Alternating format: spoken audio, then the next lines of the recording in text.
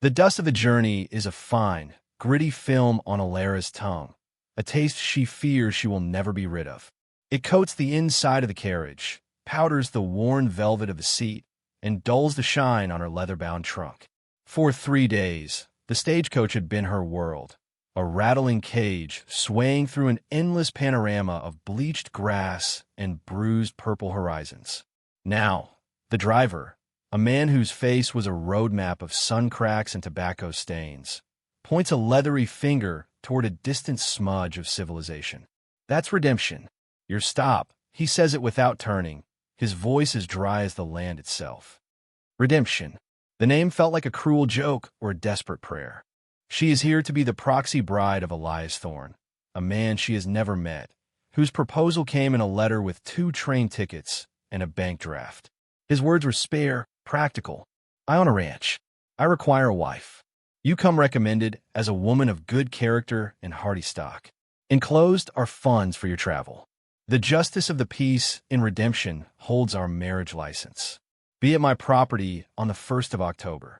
Today was the 1st of October. The town is little more than a main street carved from the dirt, flanked by wooden storefronts with sun-faded signs.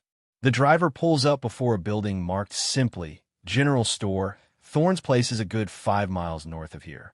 Man named Jedediah is supposed to meet you. Said he's a hand at the Thorne Ranch. Alara steps down, her legs unsteady, the silence of the stopped coach ringing in her ears. She pays the driver, her hands trembling slightly as she counts the coins. He touches the brim of his hat, a gesture devoid of warmth, and with a crack of the reins, the stagecoach rumbles on, leaving her in a cloud of ochre dust, alone with her trunk and the weight of 100 silent questions. A half-hour bleeds into an hour. The sun begins its slow descent, painting the sky in violent strokes of orange and pink. No Jedediah appears. Men drift in and out of the saloon across the street, their gazes lingering on her, a strange bird with city feathers now stranded in their dusty roost. A woman shaking a rug from an upper window of the boarding house stares down with undisguised curiosity. Alara feels her skin prickle, the neat collar of her traveling dress suddenly tight and suffocating. She's a spectacle, the proxy bride, waiting. Finally, a stooped old man with a cloud of white hair and eyes the pale, washed-out blue of a winter sky approaches her. He is not leading a wagon. "You Miss Alara?" he asks, his voice thin and reedy. "I am. You must be Jedediah." Relief makes her voice warmer than she feels. He shakes his head, chewing on his gums. "No, ma'am. Jedediah took sick. Ague's got him bad. Name's Chester. I run the livery. Elias. Mr. Thorne, he paid me a month back to see you got to his place, should you arrive and Jedediah be unable." Oh, the single word is a small, deflated sound. "Is Mr. Thorne, is he not in town?" Chester looks away, toward the vast, empty plains stretching north. "Mr. Thorne ain't been seen in these parts for going on 4 months now. Left right after he sent for you, I reckon. Headed out on a long drive. A real long 1-inch, he says it with an air of finality that chills her. Got a buckboard here. I can take you and your trunk out to the ranch. It's what I was paid for." The ride to the Thorne Ranch is a journey into deepening silence. The chattering sounds of redemption fade, replaced by the creak of the wagon wheels and the whisper of the wind through the tall, dry grass. The landscape is beautiful in a stark, intimidating way. The sky is immense, a canvas of deepening twilight pricked with the first stars. But its very vastness makes her feel smaller, more insignificant than she has ever felt in her life. Chester is not a talkative man. He answers her questions with grunts and nods, his attention fixed on the rutted track ahead. They arrive at a silhouette against the stars.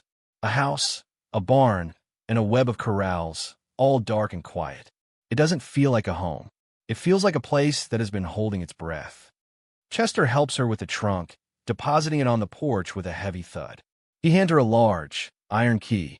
He left this with the justice of the peace. Said you'd know what to do. The old man's eyes hold a flicker of something. Pity, perhaps. It makes her spine stiffen. "Thank you, Chester," she says, forcing a note of confidence into her voice. He nods, already turning back to his buckboard. There's what stacked out back. Well, that a good pump. Jedediah was stocking the larder. But since he's laid up, well, you might need to come into town for provisions sooner than later. He clambers onto the seat and gathers the reins. Without another word, he is gone, the sound of his wagon swallowed by the immense, dark quiet of the prairie. Alara stands alone on the porch, the iron key cold and heavy in her palm. The house looms before her, a solid block of darkness. For a long, terrifying moment, she considers turning around, walking the 5 miles back to town, and using the last of her money to buy a ticket to anywhere else. But where would she go? Back to the crowded tenement, the stifling air of the factory, the life she had been so desperate to escape. This was her chance. This empty, silent house was her chance. Taking a deep breath that tastes of sagebrush and cold night air, she fits the key into the lock. The door groans open into a cavern of blackness that smells of dust, cold wood, and something else, a faint, lingering scent of pine soap and old leather. She steps inside, leaving the door ajar to let in the sliver of starlight. Her foot catches on something, and she stumbles, fumbling in her reticule, her fingers close around the small box of lucifer matches. She strikes one. The flame sputters to life, a tiny, defiant sun in the oppressive dark. She holds it aloft. The room is a parlor, sparsely furnished but clean. A stone hearth, swept clean of ashes. A simple, sturdy table and 2 chairs. A braided rug on the floor. And on the wall, above the mantelpiece, hangs a portrait. The match flickers, threatening to die. She moves closer, her heart thumping a slow, heavy rhythm against her ribs. The portrait is of a man in his late 20s or early 30s. His hair is dark, his jaw is strong and clean-shaven, and his eyes seem to look right through her. They are not unkind, but they are serious, weighed down by things she cannot guess. He wears a simple, dark coat. His expression is stern, unsmiling, a mask of sober responsibility. This is him.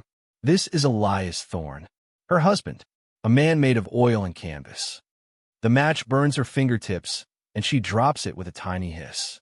She is plunged back into darkness, but the image of his face is burned into her mind. She finds a kerosene lamp on the table, her hands shaking as she lights the wick. The room fills with a soft, golden glow, chasing the deepest shadows into the corners. She looks back at the portrait. In the steady lamplight, his painted gaze is even more intense, more piercing. He is watching her. She walks through the rest of the house, a small lantern her only companion. A kitchen with a cast-iron stove and shelves stocked with tins and jars of preserves. A small bedroom with a narrow bed, neatly made, and a larger one with a heavy oak bed frame, empty save for a folded quilt at its foot. This, she assumes, is his room. Their room. The thought sends a strange, discomfiting shiver through her. Everything is neat, orderly, and impersonal. It is a house waiting for a life to begin, but the master of the house is missing. Returning to the parlor, she sinks into one of the hard-backed chairs, her exhaustion a physical weight pulling her down. Her gaze is drawn, inevitably, back to the portrait. The silence of the house presses in on her, a physical force. It is the loudest silence she has ever known. Out of sheer, desperate need to hear a human voice, even her own, she whispers into the empty room. "Hello, Elias." The words hang in the air, small and fragile. The painted eyes of her husband stare back, unchanging, offering no reply. The silence that follows is even more profound than before. She feels a hot prickle of tears behind her eyes, but she blinks them back fiercely. She would not cry. She was a woman of hardy stock, after all. That's what his letter had said. She pulls her trunk inside and shuts the door, the sound of the bolt sliding home echoing with a lonely finality. That night, she sleeps in the smaller bedroom, the door left open, the lamplight from the parlor casting a long, rectangular glow on the floor. It feels, foolishly, as if the man in the portrait is keeping watch. The first week was a blur of discovery and hard work. Alara learned the geography of her new life. The rhythmic groan of the well pump, the specific creak of the third step on the porch, the way the morning sun slanted through the kitchen window. She found the chicken coop, home to 6 disgruntled hens who eyed her with suspicion before deciding she was an acceptable source of grain. Finding the first warm, brown egg in the nesting box felt like a victory, a sign that she could, perhaps, belong here. She scrubbed the house from top to bottom. Not because it was dirty, it was impeccably clean, merely dusty, but because the act of working, of making the space her own, was a balm to her frayed nerves. She aired out the quilts, beat the rugs until clouds of dust danced in the sunlight, and polished the few pieces of sturdy furniture until they gleamed. Throughout it all, the portrait of Elias Thorne watched her. His presence was constant, silent, and unnerving. She would catch herself glancing up at him while she swept the floor, or pausing, dishcloth in hand, to meet his painted gaze. The stern set of his mouth seemed to soften sometimes, or the gravity in his eyes seemed to deepen. She knew it was a trick of the light, a figment of her lonely imagination, but the feeling persisted. The conversations began tentatively. One afternoon, struggling to light the temperamental wood stove, she muttered in frustration, "Well, you could be a little more helpful." Her eyes flicked up to the portrait, half expecting a rebuke. There was only silence, of course, but the act of speaking aloud had broken a tension she hadn't realized she was holding. It became a habit. "The black and white hen laid another egg today, Elias," she'd announce while setting the table for one. "I think I'll name her Gertrude." While kneading bread, her knuckles aching, she'd sigh and say to the painting, "I hope you appreciate fresh bread because my arms are about to fall off." The bread in the city comes in neat little paper packages. It's not nearly as good, mind you, but it's a sight easier on a person. She told him about her day, the snake she'd startled near the woodpile, her small triumph in patching a hole in the coop roof, the hauntingly beautiful cry of a coyote in the twilight. She spoke of her past, snippets of a life in a crowded city that felt a world away. She told him about her mother, who had taught her to sew, and her father, who smelled of coal dust and whose laugh was a loud, booming thing. She never asked him where he was. She never asked him when he was coming back. To speak those questions aloud would be to give them a power she couldn't bear. It would make his absence a wound rather than a simple fact of her current existence. So she talked around it, building a fragile domestic world for the two of them, one real woman and one man of paint and canvas. Her first trip into redemption was an ordeal. She needed flour and salt, and the supplies Chester had mentioned were dwindling faster than she'd anticipated. She hitched the old, steady mare she'd found in the barn to a small buckboard and made the 5-mile journey, her stomach twisting with nerves. The town felt different in the daylight. People stopped to stare. Whispers followed her like her own shadow as she walked into the general store. "That's her," a woman in a calico dress murmured to her companion. "Thorne's proxy bride." The storekeeper, a balding man with wire-rimmed spectacles, was polite but cool. "Mrs. Thorne," he said, the title sounding strange and ill-fitting. "What can I get for you?" As she listed her items, she felt the weight of every gaze in the store. They were sizing her up, judging her. Did they think she was a fool, waiting for a man who had abandoned her? Or an opportunist, claiming a ranch without its master? She paid for her goods, her face burning, and fled back to the buckboard, not meeting anyone's eyes.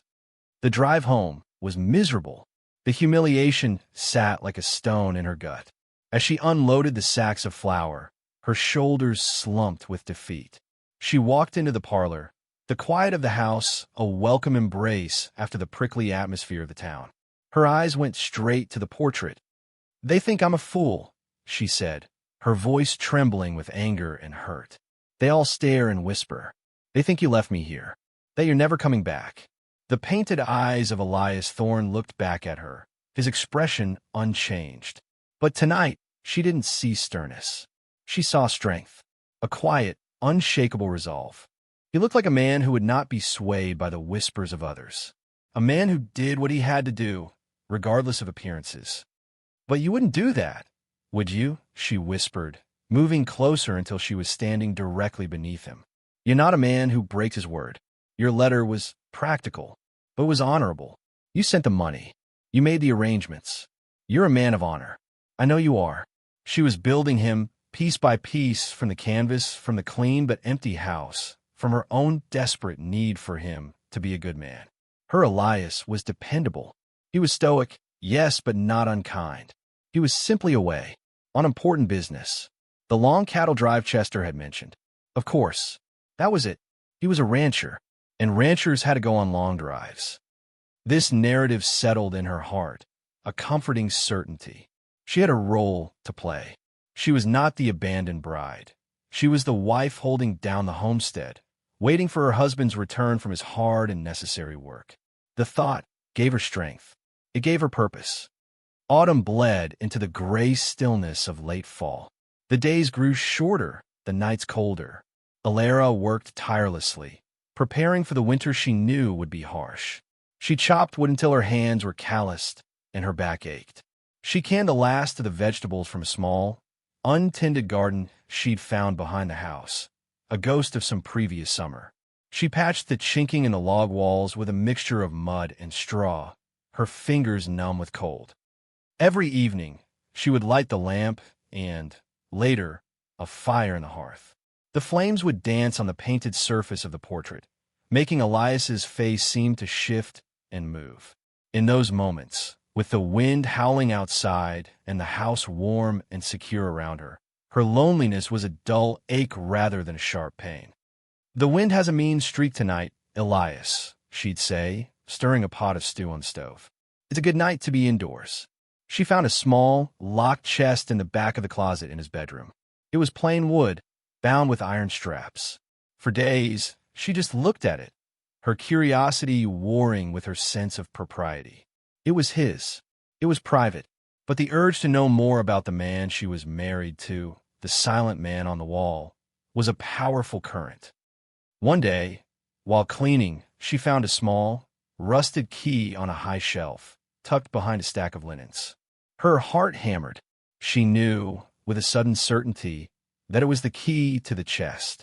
For a full day, she carried it in her apron pocket, the metal cool against her thigh, a small, heavy secret. That night, with a blizzard rattling the windows and piling snow against the door, she couldn't resist any longer. She knelt before the chest, the key trembling in her hand. The lock was stiff, but it turned with a loud click that seemed to echo in the silent house. She lifted the lid slowly. The contents were not what she expected. There were no journals, no letters from a past love. Instead, there was a worn leather holster, empty. A silver star, tarnished with age, with the word Ranger stamped into it. A neatly folded map of the territory, crisscrossed with faint pencil lines. And at the bottom, a small, cloth-wrapped object. With careful fingers, she unwrapped it. It was a carving, whittled from a single piece of wood. A small, intricately detailed bird, its wings half spread as if about to take flight. The craftsmanship was exquisite, full of life and delicate motion. She ran her thumb over the smooth, polished wood. This was a side of him she couldn't have imagined. The stern, serious man in the portrait had hands that could create something so beautiful and fragile. She looked from the ranger's star to the wooden bird, a new understanding dawning. He wasn't on a cattle drive. A cattle drive didn't require a ranger's badge. Her husband was a lawman. The gravity in his eyes, the unyielding set of his jaw, it all made sense now. The long absence, the lack of communication, it was part of his work. Dangerous work. A new emotion coiled in her gut, sharp and potent. Fear. Fear for him. Oh, Elias, she whispered, her voice thick. She looked up at the portrait, her vision blurring. Why didn't you tell me? To be a ranger, that's a dangerous life. She imagined him out there, somewhere in the vast, snow-covered wilderness marked on the map, hunting down outlaws, facing perils she could barely conceive of. The thought was terrifying. He was no longer just an idea, a silent confidant. He was a man of flesh and blood, facing real dangers. And she was his wife. She closed the chest, locking it carefully and returning the key to its hiding place.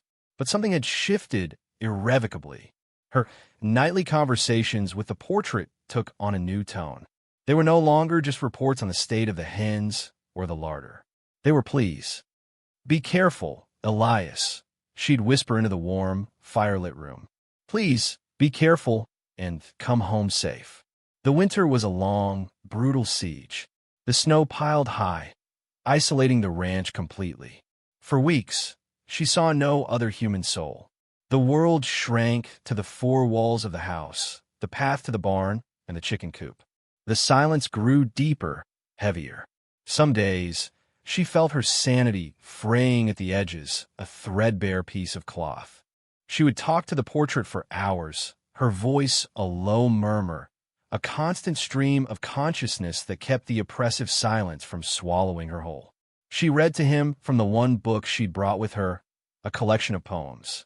She described the patterns the frost made on the window panes. She told him her dreams. She developed a strange intimacy with the painted man. She knew the exact shade of his eyes, the way a single lock of hair seemed to fall across his forehead, the subtle indentation in his chin. She had created a whole life for him, a personality woven from the few clues he'd left behind and the vast tapestry of her own loneliness. Her Elias was brave but gentle, serious, but with a hidden capacity for creating beauty. She had, in a way, fallen in love with a ghost. One afternoon, a shadow fell across the snow outside the kitchen window. Alara's heart leaped into her throat. Visitors? In this weather? She peered out. A man on a horse was making his way slowly up the track toward the house. He was broad-shouldered and wore a heavy buffalo coat. It wasn't Elias. A knot of apprehension tightened in her stomach. It was Silas Croft, a neighboring rancher from a few miles south. She had met him once, briefly, on her first trip to town. He had been overly familiar then, his eyes lingering on her in a way that made her uncomfortable. She opened the door a crack, keeping her body behind it. "Mr. Croft, Mrs. Thorne," he boomed, his voice overly hearty. He swung down from his horse, his face ruddy from the cold. "Just checking on my neighbors. Nasty winter we're having. Figured you might be running low on supplies. A woman all alone out here." "I'm managing, thank you," she said, her tone clipped and cool. His gaze swept past her, into the warm, firelit parlor. "Mighty cozy you've got it in there. Must get powerful lonely, though. A pretty young thing like you, stuck out here waiting for a man who's likely never coming back." The words were a physical blow. "Mr. Thorne is on business," she said, her voice sharp. "He will be back." Croft chuckled, a low, unpleasant sound. "Business, is it? That's what he called it. Funny, most folks call it running from something. Or maybe he just got cold feet about the whole proxy marriage idea. Can't say I blame him. It's an unnatural thing." He took a step toward the porch. "Point is, this is no place for a woman on her own. You'll need a man's protection. A real man. One who's here." His implication was as clear as it was vile. Fear, cold and sharp, lanced through her, but it was followed by a wave of pure, unadulterated fury. This man, this stranger, was insulting her. He was insulting Elias. "I have all the protection I need, Mr. Croft," she said, her voice dropping to a low, steady tone that surprised even herself. "My husband is a Texas Ranger, and this is his property. I suggest you leave it." She didn't know where the words came from. The lie, or what she prayed wasn't a lie, sprang to her lips, a shield and a sword all at once. The ranger star on the chest was her proof. Croft's smug expression faltered. He stared at her, a flicker of uncertainty in his eyes. A ranger's wife was a different matter entirely. Messing with a ranger's property was a good way to end up on the wrong side of the law, or worse. He grumbled something under his breath, backing away. "Just try to be neighborly," he muttered, swinging back onto his horse. He gave her one last, assessing look, then spurred his horse and rode away, a dark shape against the blinding white snow. Alara slammed the door shut and bolted it, her body trembling from head to toe. She leaned against the wood, her breath coming in ragged gasps. She had faced him down. She had defended her home, their home. She stumbled into the parlor, her eyes finding the portrait. "Did you hear that, Elias?" she said, a hysterical laugh bubbling in her throat. "I told him you were a ranger. I hope you are. Oh, I pray to God you are." She looked at his strong, painted face, and for the first time, she felt a flicker of real hope. The winter would end, the snow would melt, and he would come home. He had to. She had made a stand for him. Now, he had to come home and prove her right.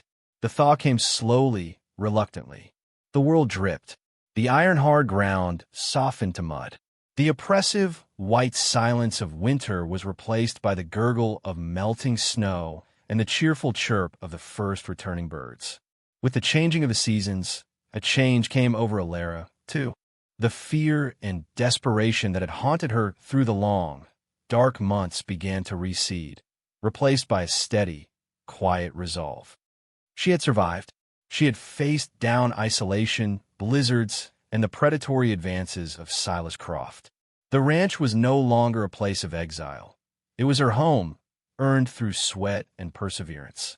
She knew its every secret, its every strength and weakness. She had tended to it, protected it, and in turn, it had sheltered her. Her conversations with the portrait continued, but they were different now. Less desperate, more companionable.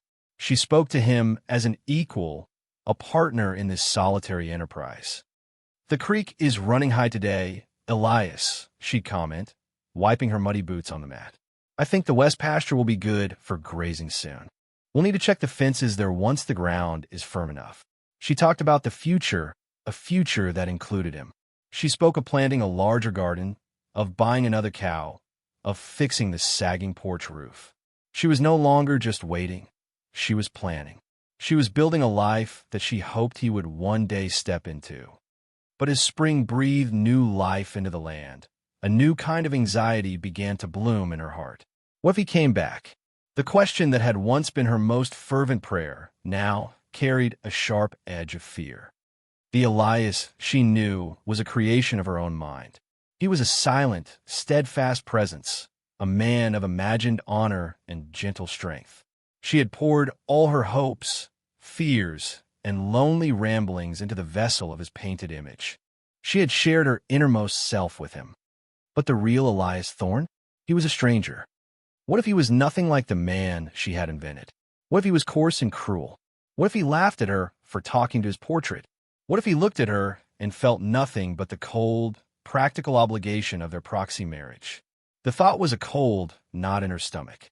The loneliness of his absence was a familiar ache, but the potential rejection of his presence was a fresh and terrifying prospect. She found herself studying the portrait with new, critical eyes. She tried to imagine a voice coming from that stern mouth, a laugh. She tried to picture the way those serious eyes would look at her, a real woman of flesh and blood, not a distant idea in a letter. The more she tried, the more the man in the painting seemed to retreat from her, becoming once again just a stranger captured in oil and canvas. One late afternoon in April, the air sweet with the smell of damp earth and new leaves, Alara was in the parlor, mending one of her dresses. The light was soft, casting long shadows across the room.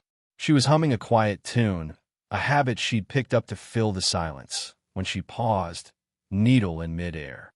"You know," she said, her voice soft, addressed to the man on the wall, "I'm not the same woman who arrived here last fall. I was so frightened then. Of this place. Of the silence. Of you." She gave a small, wry smile. "I suppose I'm still frightened of you. The real you, at least. I've grown quite comfortable with the version of you that just listens." She smoothed the fabric on her lap. "I wonder what you'll think of me.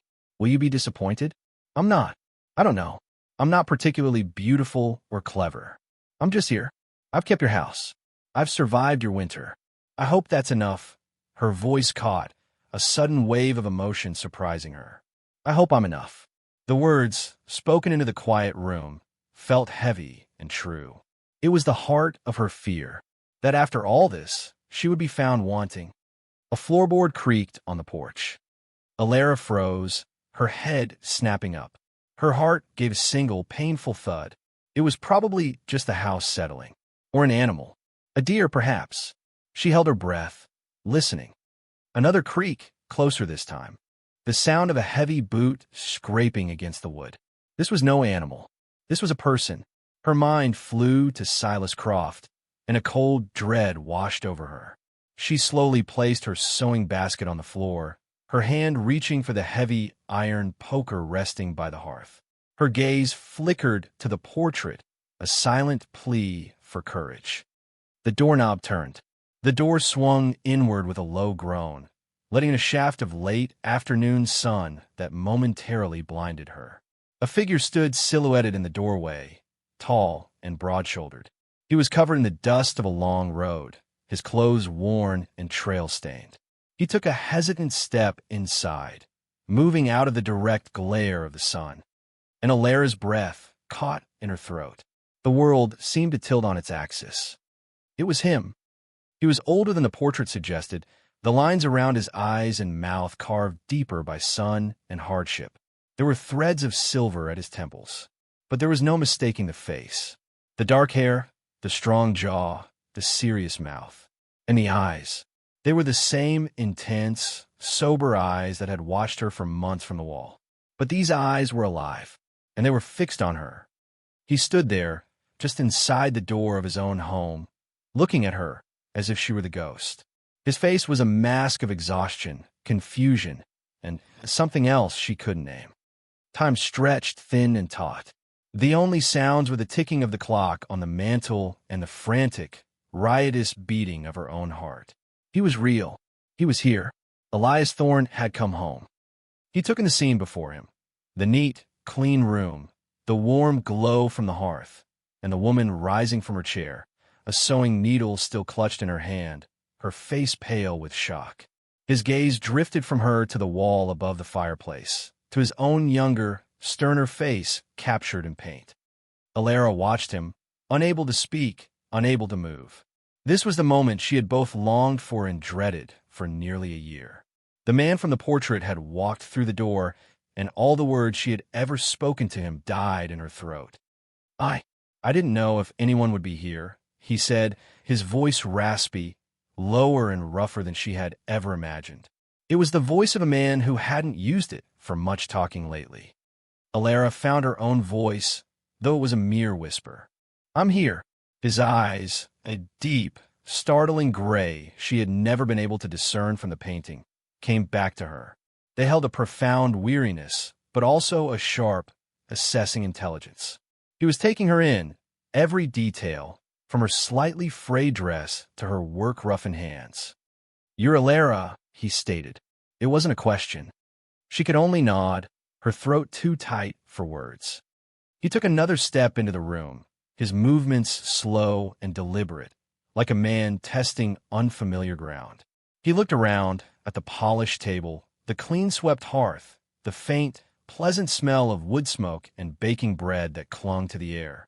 A flicker of emotion crossed his face, surprise, maybe even wonder. "The place is," he started, then trailed off as if he couldn't find the right word. "It's still standing." "I did my best," she managed to say, the words sounding small and inadequate. I can see that his gaze fell upon the portrait again, and a strange, wry expression touched his lips. It wasn't quite a smile. "Jedediah was supposed to meet you. To explain, he took sick," Alara supplied. "Chester from the livery brought me. And I left a letter with the justice of the peace," he continued, his brow furrowed, as if trying to piece together a puzzle. "It was supposed to tell you. It said you owned a ranch and required a wife," she recited. The words burned into her memory. "It said to be here on the 1st of October. He winced, emotion so slight she might have missed it if she hadn't been watching him so intently. That was the first letter. There was another, a better one that explained I was called away, that I didn't know when I'd be back, that you had a choice, to wait, or to take the funds I left and go back. It was meant to be your choice." Her heart sank. A choice. She had never been given a choice. The justice must have forgotten the second letter, or thought it unimportant. She had been stranded here, not by design, but by a simple, careless oversight. All those months of building a narrative of his honorable intentions, his necessary work, It had all been based on a fiction. "I never received that letter," she said, her voice flat. Elias stared at her, the full weight of her situation dawning on him. He saw the months of uncertainty she must have faced, the utter isolation. He, a Texas Ranger, was trained for solitude, for long, silent assignments. But this woman, she had been thrown into it with nothing but a half-truth and a portrait for company. "My God," he breathed, the words a rough prayer. He sank onto the chair opposite hers, his body moving with the heavy weariness of a man pushed past his limits. He ran a hand over his face, the rasp of his stubble loud in the quiet room. "I was undercover, a rustling ring working the border. It was supposed to be 2 months, 3 at the most. But it went bad. We were cut off, deep in the territory. We couldn't send word. We couldn't leave. It took us nearly a year to break them. The Ranger Star, the map, it was all true. A wave of relief, so potent it made her dizzy, washed over her. He wasn't a man who had abandoned her. He was the man she had believed him to be, the man from the chest. Honorable, brave. I found your badge," she confessed, the words tumbling out before she could stop them. "In the chest. In your room. I am sorry. I shouldn't have looked. But the key was there and I was so alone and I needed to know." He looked up, his expression unreadable. "You thought I was a ranger." "I hoped," she corrected softly. "When Silas Croft came around, trying to be neighborly, I told him you were." It made him leave. Elias's jaw tightened, his gray eyes turning hard as granite. "Croft was here, just once. In the winter. He didn't stay long." The look on his face was terrifying. It was the look of a man who dealt in harsh justice, a look the men in the rustling ring had likely seen before their end. For a fleeting moment, she felt a sliver of pity for Silas Croft. Then, the hardness in his eyes softened as he looked back at her. He saw not just a caretaker, but a defender of his home, of his name. He saw the strength she herself was only just beginning to recognize. "You survived the winter. Alone," he said, his voice filled with a quiet awe. "I wasn't entirely alone," she said, her gaze flicking involuntarily toward the portrait. A deep flush rose up her neck. She hadn't meant to say it. The secret she had held for so long, her strange, one-sided companionship, was suddenly laid bare. Elias followed her gaze. A long, profound silence filled the room. He looked at the portrait, then back at her, a new understanding dawning in his weary eyes. He finally understood the half-heard words he'd caught upon entering, the whisper of, "I hope I'm enough." She hadn't been talking to herself. He didn't laugh. He didn't mock her. Instead, his face was filled with a deep, aching tenderness that stole her breath. He understood the crushing weight of the silence she had endured. He understood the desperate human need for connection, even with a shadow. "What did you talk about?" he asked, his voice gentle. Tears she had held back for a year pricked her eyes. "Everything," she whispered. "The leaky roof. The stubborn hen. The way the frost looked on the windows. I told him that I was afraid. I told him I was proud when I chopped enough wood for the week. I read him poetry." She gave a watery, shaky laugh. He was a very good listener. Elias rose from his chair and walked to the mantelpiece. He reached up and, with gentle hands, lifted the heavy portrait from its hook. He held it for a moment, looking at the stern, painted face of his younger self. "I reckon," he said, his voice thick with an emotion she couldn't quite decipher, "that his duties are done." He leaned the portrait against the wall, facing away from them. Then he turned back to her. The room felt different now, larger. The space on the wall was empty, but the room was full. He was no longer a ghost, a painting, a figment of her imagination. He was a man, real and solid, standing just a few feet away. He took a step toward her, then another, until he was standing before her. He was so tall, she had to crane her neck to look up at him. He smelled of dust and leather and the clean, cold air of the outdoors. "Alara," he said, her name sounding different on his lips, real. "I am sorry for leaving you to this, for not being the man who greeted you at the door. You are here now," she said simply. Yes, he reached out, his calloused fingers hesitating for a second before they gently touched her cheek. His touch was warm and real, sending a jolt through her. "I'm here now." He looked into her eyes, and she saw in their depths not the stern stranger from the painting, but a man who had seen too much hardship, a man who understood loneliness, a man who had come home to find something he never expected to find, a partner who had been waiting for him all along. The silence that fell between them now was not empty. It was filled with 1,000 unsaid things, with the promise of conversations to come, real conversations, with questions and answers, and the slow, quiet discovery of two strangers bound by a proxy vow and a shared, brutal winter. Outside, the last rays of the sun set the prairie ablaze with color. He watched her as she stood in the warm light of the home she had kept for him, and he knew, with a certainty that settled deep in his bones, that he had left behind a ranch but had come home to a sanctuary. He had left behind a proxy bride and found the heart of his life. And in the quiet of the parlor, with the portrait turned to the wall, their story was only just beginning. Thanks for watching. If you believe in compassion, overcoming prejudice, and finding love in unexpected places, give this story a like and subscribe for more.